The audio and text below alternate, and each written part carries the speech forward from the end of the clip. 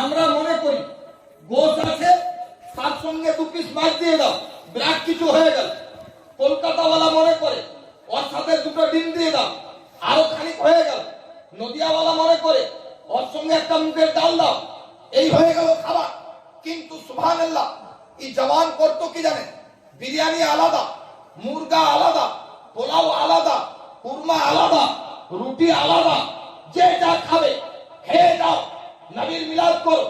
এইভাবে লাইফটা কাটাতে লাগলো।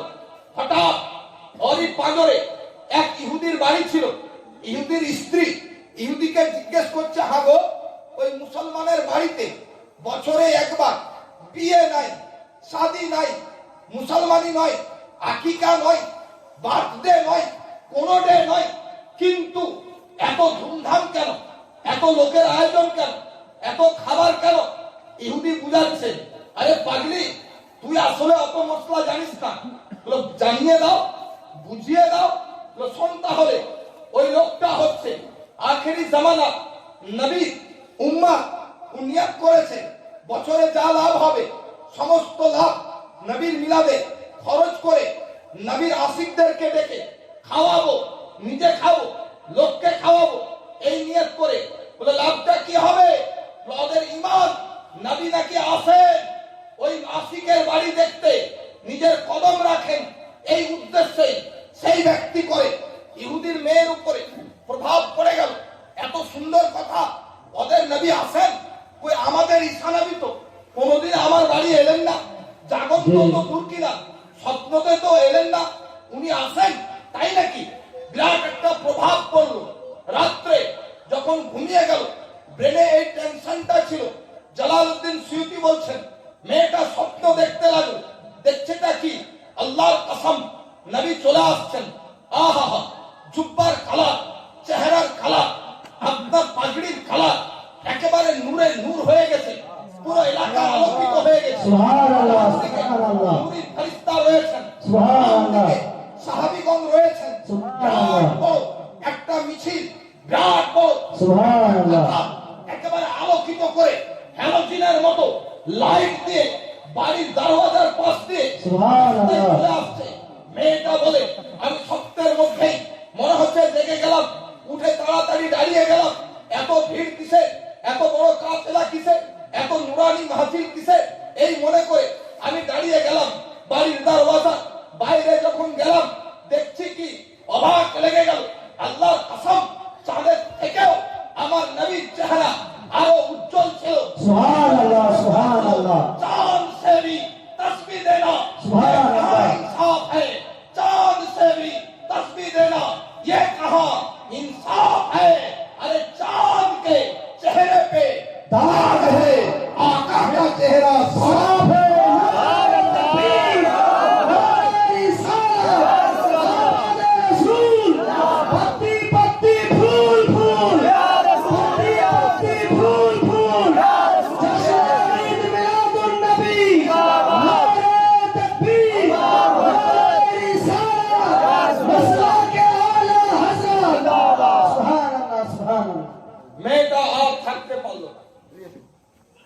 মেয়েটা আর থাকতে পারল না, রাস্তায় এসে দাঁড়িয়ে দেখতে লাগলো। কিন্তু নবীকে ডাকার ক্ষমতা হচ্ছে, নবীকে ডাকার ক্ষমতা হচ্ছে। সাইডের এক বয়স্ককে করেছে, বাপজি ইনি কে? ইনাকে চিনেন না? বুঝছে না, ইনি হচ্ছেন আখেরি নবী। তাই নাকি? মহিলা বলছে, আমি আরো পাগল হয়ে গেলাম। আমার নবীকে, ঈসা পয়গম্বরকে কত না জানি চেয়েছি, জিয়ারত করবো, দেখবো, কিন্তু একদিনও পাইনি। ইনাকে এক চাওয়াতেই পেয়ে গেলাম। সুবহানাল্লাহ। মেয়েটা তখন চোখ দিয়ে অটোমেটিক পানি আসতে লাগলো। মেয়েটা কাঁদতে কাঁদতে ওই বয়স্ক লোক লোকটাকে বলল, ওগো বয়স্ক লোক শুনে নাও, তোমাকে তো আমি চিনি না, আমার মন চাইছে তিনার সাথে দুটো কথা বলার, উনি কি আমাকে কথা বলবেন? এই বয়স্ক বললেন, বাবারে, আমার যেটা জানা, এই নবী এমন এক নবী, ইনি কাউকে নৈরাশ করেন না, ইনি দুশমনের দিকেও তাকান, বন্ধুর দিকেও তাকান, যে তাকে তারই ডাকে সাড়া দেন, কারণ ইনি হচ্ছেন রাহমাতুল লিল আলামিন। মেয়েটা তখন আরেকটু সাহস করে নবীর দিকে আগিয়ে গেল। আগিয়ে যাওয়ার পরে বলল, ইয়া রাসূলুল্লাহ, ইয়া হাবিবাল্লাহ, আমি আপনাকে চিনি না, আমি আপনাকে জানি না, সারা জিন্দেগি আমি অন্ধকারে ডুবে থাকলাম, ইয়া রাসূলুল্লাহ, আপনার সামনে দাঁড়িয়েছি, আমি কিন্তু ইহুদি মহিলা, আমি মুসলমান এখনো হয়নি, হুজুর গো, আপনাকে যদি আমি সালাম করি, এই সুযোগটা কি আপনি দিবেন? আমার নবী বললেন, শুনে নাও, তুমি সালাম করলে উত্তর আমি দিব, তবে তার আগে তুমি আমার কালেমাটা পড়ে নাও। আমার নবী বললেন, কালমা পড়ে নাও। মহিলা বলল, হুজুর কি পড়বো? বলে, কাজ করো, লা ইলাহা ইল্লাল্লাহ মুহাম্মাদুর রাসূলুল্লাহ পড়ে নাও। যেমন কালমা পড়েছে তেমনি সালাম দিল, আসসালামু আলাইকা ইয়া রাসূলুল্লাহ। নবী তাকে জবাব দিলেন। মেয়েটার সুযোগ আরো বেড়ে গেল, সাহস আরো বেড়ে গেল, ইয়া রাসূলুল্লাহ, দুটো কথা জিজ্ঞেস করতাম, যদি আপনি বিরক্ত না হন। আমার নবী বললেন, বিরক্ত হওয়া পয়গম্বর আমি নই রে, দুনিয়া যতই বিরক্ত করুক না কেন, আমি মুস্তাফা হেসেই কথা বলি, বিরক্ত আমি হব না। তুমি বলো, হুজুর গো, এত শান শওকতে আপনি কোথায় যাচ্ছেন? ওই যে দেখো, পাগড়ের বাড়িতে যে মুসলমান আশিকে রাসূল রয়েছে, প্রত্যেক বছর আমার মিলাদ করার জন্য লক্ষ লক্ষ টাকা ব্যয় করে দেয়, তাই আমি মুস্তাফা নিজের নুরানি কদম তার বাড়িতে রাখতে যাচ্ছি।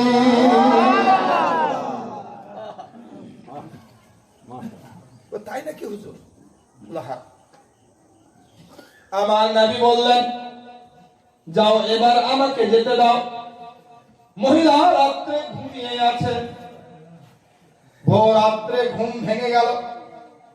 আজ মহিলার চেহারা আলাদা, মহিলার রং আলাদা, মহিলার মন আজ আলাদা। ফজরের টাইমে উঠে স্বামীকে উঠাচ্ছে, স্বামী গো তুমি উঠো। স্বামী উঠে গেল, এক কাজ করো, এই দেখো আমার লুকানো টাকাটা ছিল। কি গো, ও আর কোথায় পাবে বেচারি? অতএব রাগ করিয়েন না, ওটা আপনারই দিবে, আপনি দিয়েছেন, তার থেকে কিছু খরচ বাঁচিয়ে রাখবেন। আমার যে টাকাটা লুকানো ছিল, এই টাকাটা আপনাকে দিলাম। আপনি এক কাজ করেন, বাজার যান, মিষ্টি কিনে নিয়ে আসেন, পায়েসের চাল নিয়ে আসেন, দুধ নিয়ে আসেন, চিনি নিয়ে আসেন, বিরিয়ানির চাল নিয়ে আসেন, মুরগা নিয়ে আসেন, বিভিন্ন রকমের অর্ডার করে দিল। স্বামী জিজ্ঞেস করে, স্ত্রী এত ভিআইপি আইটেমের অর্ডার কেন? মেহমান কেউ আসবে নাকি?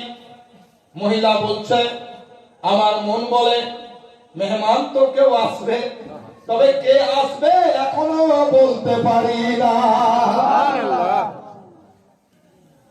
পুরুষ জিজ্ঞেস করে, ব্যাপার কি, কিসের জন্য? আপনি সেটা বুঝবেন না। পুরুষ বলছে, তাহলে বুঝিয়ে দাও তুমি। কেন বুঝবো না?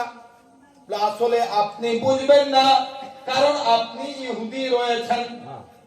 পুরুষ উত্তর করছে, স্ত্রী আজ থেকে তুমি আবার ইহুদি বলবে না, আমি ইহুদি নই রে। কেন? আপনাকে ইহুদিকে ইহুদি বললাম, ঝামেলা কোথায়? আমি ইহুদি নই।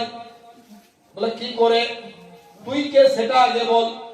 স্ত্রী বলছে, শুনেন, আমি মুসলমান হয়ে গেছি।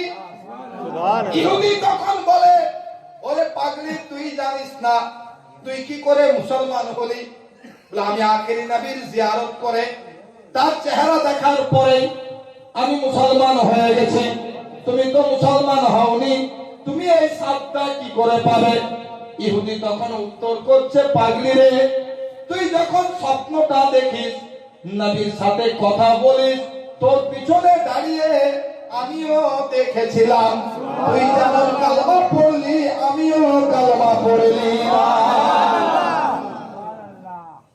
এর থেকে আর কি লাভ নিবে? মুস্তাফা যেখানে কদম রেখে দেন সেই জায়গা আনমুল হয়ে যায়। কি বুঝলেন? সেই জায়গা আনমুল হয়ে যায়।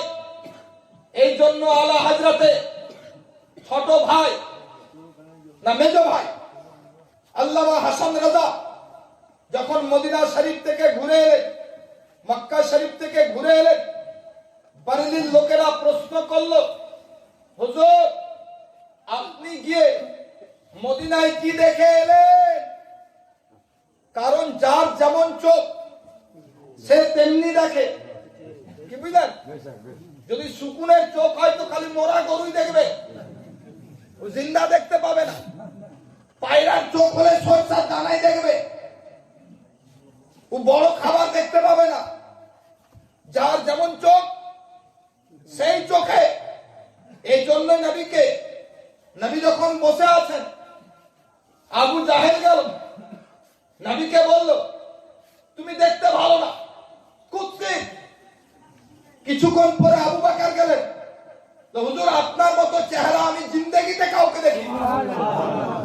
দুটাই লোক গেল, তো নবী বলছেন আসলে মনের আয়নাতে মানুষ দেখে আর ওটারই বিচার করে। ওর মন কালো তাই কালো দেখলো, আবু বকরের মন আলো তাই আলো দেখলো। মক্কা যাওয়ার পরে কেউ মসজিদ দেখা আছে, কেউ বিল্ডিং দেখা আছে, কেউ গিলাফ দেখা আছে, কিন্তু কেউ গিয়ে ওখানকার আদবও দেখে আসে, ওখানকার আখলাকও দেখে আসে। নবী যে জায়গাগুলি হেঁটেছেন তারও পর্যন্ত আদব করে আসে। দেখতে পারা দুজনেই গেছে আলাদা আলাদা দেখে। মদিনা শরীফ থেকে হাজী সাহেব এলেন, জিজ্ঞেস করলাম কি দেখলেন? মৌলভী সাহেব আসলেই মদিনা দেখলাম। কি দেখলেন? গোটাই আলোটাই আলো। উনার চোখে উঠাই দেখলেন, কিন্তু আশিকে রাসূল বলছেন আল্লাহু আকবার। আলা হযরত বলেন हरम की जमीन और कदम रख के चलना, हरम की जमीन और कदम रख के चलना। अरे सर का मौका है वो जाने वाले नारे तकबीर, नारा रिसालत, मसला के आला हजरत, उलमाए अहले सुन्नत, जश्न ईद मिलादुन नबी। আল্লামা হাসান রাজাকে যখন জিজ্ঞেস করা হলো আলা হযরতের মেজো ভাইকে, তো ইনি কলম চালাচ্ছেন, জানেন? ইনি বললেন কি দেখলাম? তো যার যেমন চোখ সে তেমনি দেখবে। ব্যাটারি চোখের কম থাকলে মশা কেন, হাতিও দেখতে পাবে। জি। আর ব্যাটারি যদি চাঙ্গা থাকে তো মশার বাচ্চা পিচ্চু ওটা কেউ দেখবে। জি। ইনি বলছেন আজাব রং पर है বাহারে মদিনা। সুবহানাল্লাহ। দুনিয়া খালি জান্নাত জান্নাত জান্নাত, জান্নাতের দিকে, পুরো দুনিয়ার লোক খালি জান্নাতের দিকে মুখী করে আছে। আজাব রং पर है বাহারে মদিনা के सब जन्नते हैं निसारे मदीना। सुबहानाल्लाह सुबहानाल्लाह। পুরো দুনিয়া জান্নাতের জান্নাতমুখী। আর আমি যেটা দেখলাম মদিনার শান, পুরো দুনিয়া জান্নাতমুখী হয়ে আছে। আর আল্লাহ 8টা জান্নাত নবীর রওজা সুবহানাল্লাহ সুবহানাল্লাহ पर है बहारे मदीना के सब जन्नते हैं निसारे मदीना। मुबारक हो अंदलीमो तुम्हें गुल, मुबारक हो अंदलीमो तुम्हें गुल, हमें गुल से बेहतर है खारे मदीना, हमें गुल से बेहतर है खारे मदीना। ये হচ্ছে আমার নবী আপনার দেশের শান। তো বলতে চাইছিলাম মিলাদে মুস্তাফা করতে গেলে সব থেকে যেটা বড় শান সেটা হচ্ছে কি আমার মুস্তাফা তার বাড়িতে করবে। সুবহানাল্লাহ সুবহানাল্লাহ। এর থেকে বড় কি দিবে? তৌসিফ মিয়াকে নিয়ে তো টানাটানি লোকে করে, হুজুর এখানে বসেন, হুজুর এদিকে ঢুকেন, হুজুর এখানে বসেন। যদি কোনো লেনেওয়ালা পেয়ে গেল, তুই মনে করে আমার কিসমত চমকে গেল, এক বছরের জন্য পেয়ে গেলাম। আরে হুজুর তৌসিফ মিয়াকে যদি কদম আসে, আপনি ভাবেন মুর্শিদের কদম পড়লো, রহমতে ইলাহি বাড়িতে আসবে, বরকতে ইলাহি বাড়িতে আসবে, বালা মুসিবত দূর হয়ে যাবে। আর মুস্তাফা যদি চলে আসেন তো রহমতুল্লিল আলামিন স্বয়ং আসার কারণে খোদার সমস্ত রহমত আপনার বাড়িতে। ভাইরা আমার, বলতে চাইছিলাম নবীর মোহাব্বত করুন, নবীর মিলাদ করুন। সময় হবে আর 8 ঘন্টা? আধ ঘন্টা সময় হবে? অবশ্যই অবশ্যই হবে। তাহলে শুনে নবী শুধু আসেন তা নয়, যারা নবীর মিলাদ করে তাদেরকে নবী ডেকে জান্নাতে নিয়ে নেন। সুবহানাল্লাহ। নামাজ তো পড়ি, রোজা তো রাখি, হজ তো করি, যাকাত তো দিই, কিন্তু এদের মধ্যে যখন পার্সেন্টেজে আগে বাড়ানো হয় তখন নবীর মিলাদওয়ালাকে ওকে তুলে নেওয়া হয়। আরে সাধারণ নামাজি তারাও জান্নাতে যাবে, কিন্তু নবীর মিলাদ নামাজও পড়ার সাথে সাথে নবীর মিলাদ যখন করবে ওর জান্নাতও কিন্তু আল্লাহ জান্নাত দেবে। সুবহানাল্লাহ। একটা কিতাব যেটা যাই বলছি, আপনার কিতাবটার নাম তাজকিরাতুল ওয়াইজিন। ওই কিতাবে ঘটনাটা উনি লিখছেন, মদিনা শরীফে একটা বুজুর্গ ছিলেন যার নাম ছিল ইব্রাহিম। ইব্রাহিম পয়গম্বর নাকি? ইব্রাহিম একজন বুজুর্গ, আল্লাহ বড় পরহেজগার ছিলেন, বড় পরহেজগার, আল্লাহ বলা লোক ছিলেন। ইনার সিস্টেম কি ছিল জানেন? ইনি প্রত্যেক দিন ডেইলি মিশরের জওয়ান তো বছরের শেষে যা বাঁচত সব খরচ করতো। আর ইমাম নিয়ম ছিল যে বাঁচাবাঁচি কারবার লাইফের অর্ধেক সংসারে দিব আর অর্ধেক নবীকে দিব।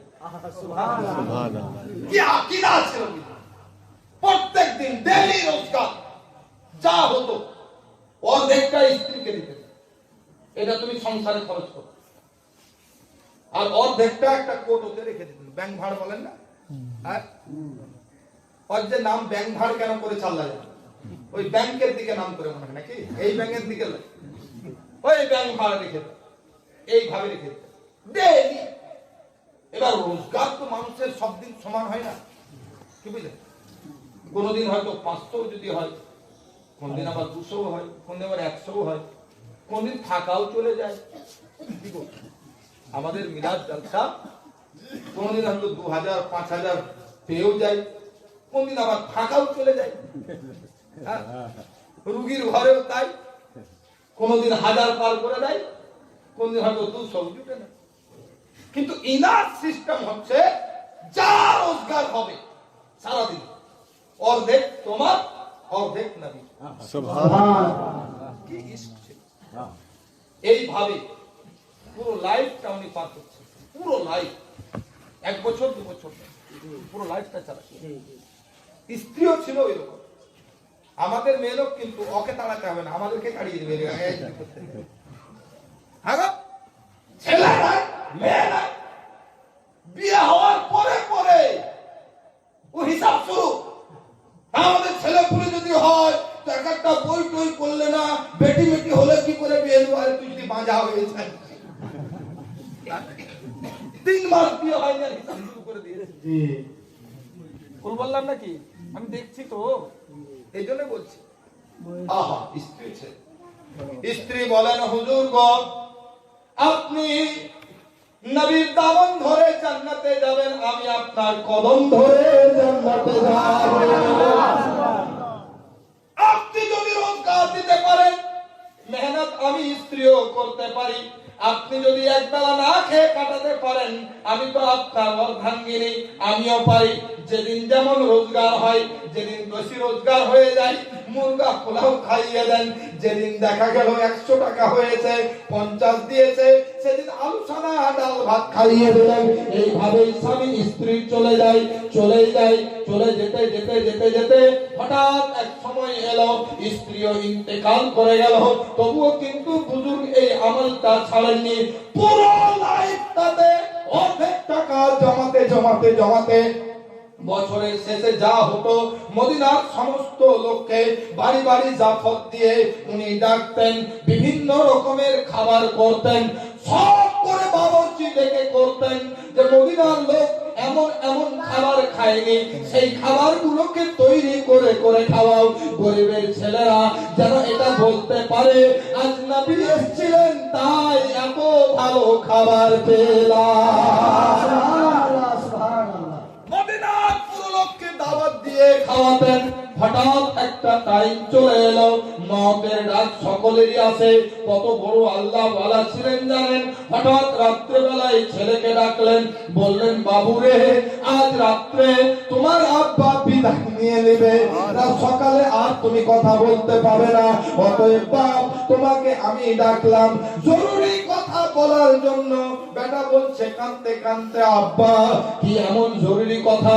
বলছে বেটা রে ওই বাগানটা তুমি নিয়ে নিও আপত্তি নাই, বাড়িটা তুমি নিয়ে নিও আপত্তি নাই, জমি জায়গা যা আছে তুমি নিয়ে নিও তবে আপত্তি নাই, তবে বেটা শুনে নাও ওই যে কতটা দেখছো পুরো লাইফের অর্ধেক টাকা যে আমি জমা করে রাখি, আমি আজকে রাত্রে গুনলাম 50টা আশরাফি হয়েছে, 50টা দিনার হয়েছে।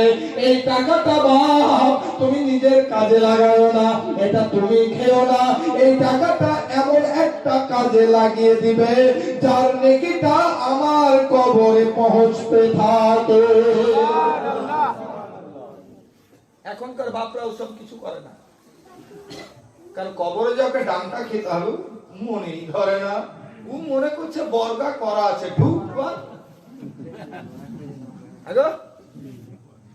আমার সামনে তখন আমি ছোট বস্তু পাল্লি অবস্থা, এখন তো এরকম সাহস কেউ পাই না, এখন আল্লাহর মেহরবানি সব হুজুর হুজুরই করে। এলাকাতেও যথেষ্ট ইজ্জত আপনাদের দোয়া আল্লাহ দিয়েছে।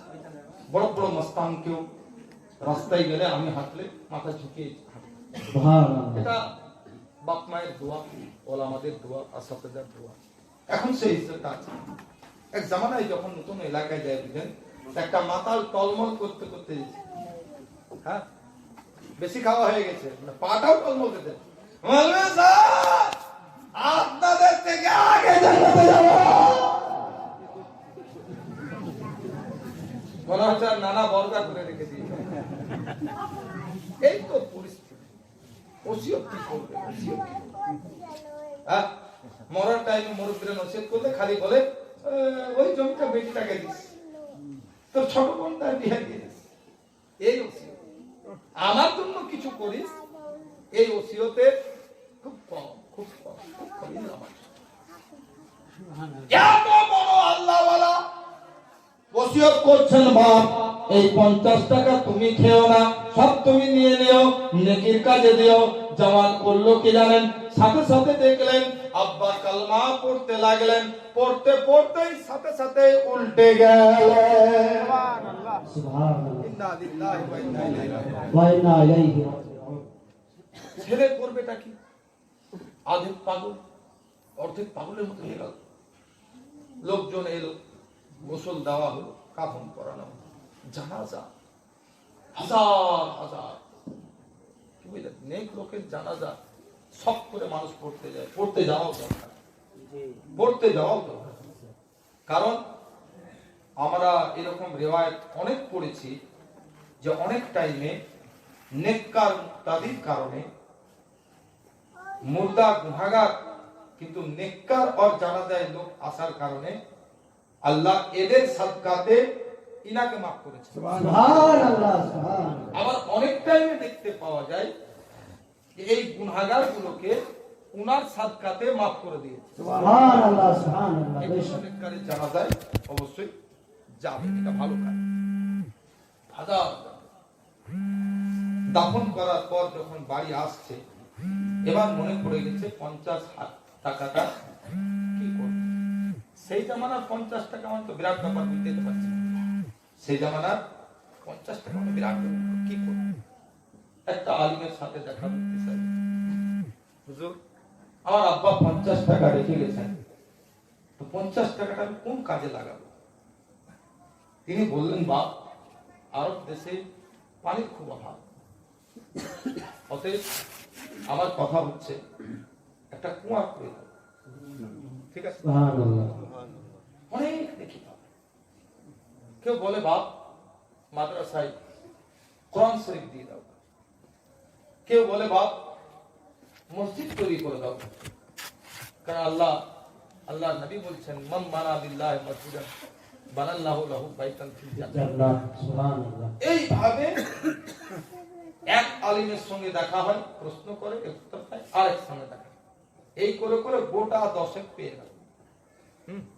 কেউ বলছে শহীদের দরজা পাবে, কেউ বলছে জান্নাত তৈরি করার দরজা পাবে, কেউ বলছে হাউজে কাউসারে পানি খাওয়া দাওয়া, এক এক যত ফজিলত আছে আর কি দানে, এক একজন এক এক রকম বলছে। এবার এই ধাঁধায় পড়ে গেল। একটা দুটা যদি বলে তাহলে সকালে উঠে করে দেয়, কিন্তু এবার কোনটার উপরে আমল করবে ভেজাল করে গেছে। কোনটার উপরে আমল করবে ভেজাল করে গেছে। রাত্রে এই টেনশনে ঘুমাচ্ছে, ঘুমাতে ঘুমাতে হঠাৎ স্বপ্ন দেখতে লেগেছে।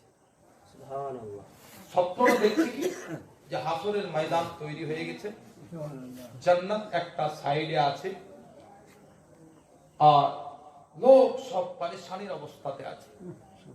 আমিও একটা সাইড দিয়ে চলাফেরা করছি জান্নাতের পাশ দিয়ে। হঠাৎ গায়েব থেকে একটা আওয়াজ এলো, এ ফেরেশতা, আমার এই বান্দাকে জান্নাতের ভেতরে ঢোকাও। সুবহানাল্লাহ।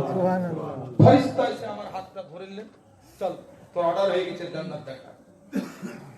এই বলছে, আমি মরিনি, তোর কিসমত স্বপ্নে দেখছি। সুবহানাল্লাহ, সুবহানাল্লাহ। জওয়ান বলছেন জান্নাতের ভিতরে দেখতে।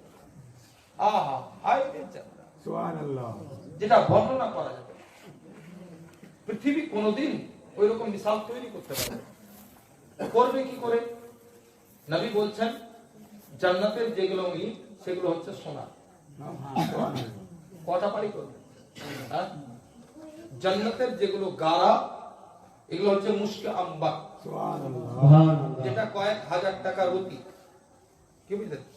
কিলোর সঙ্গে প্রশ্নই নাই, গ্রামের সঙ্গে প্রশ্নই নাই। যার মেঝে করবে চাঁদির। এই জান্নাত কে তৈরি করবে? ওই জান্নাতে ঢুকলাম, যেমন জান্নাতে ঢুকেছি তেমনি কিন্তু আমার খেয়াল চলে এসেছে যে আমার আব্বা মা তো নেক লোক ছিলেন, নিশ্চয়ই জান্নাতে হবে।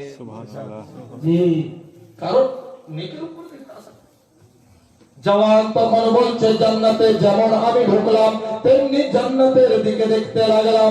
বহু রকমের খোদার নিয়ামত দেখতে পেলাম, আজীব আজীব গাছ দেখতে পেলাম, সুন্দর সুন্দর ফল দেখতে পেলাম, বিভিন্ন রকমের পাখি দেখতে পেলাম, হুর গিলমানদেরকে দেখতে পেলাম, যাদের চেহারা দেখার মতো।